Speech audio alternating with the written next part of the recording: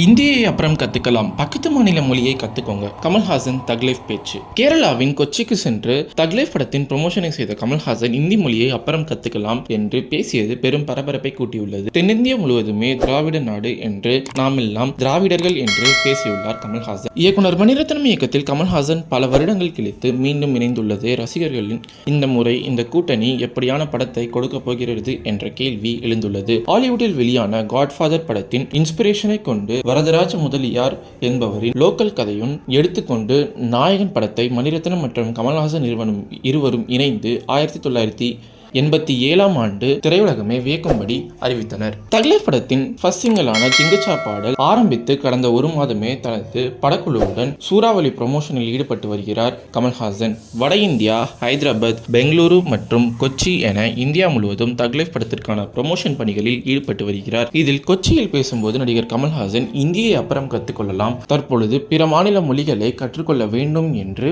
பேசியுள்ளார்.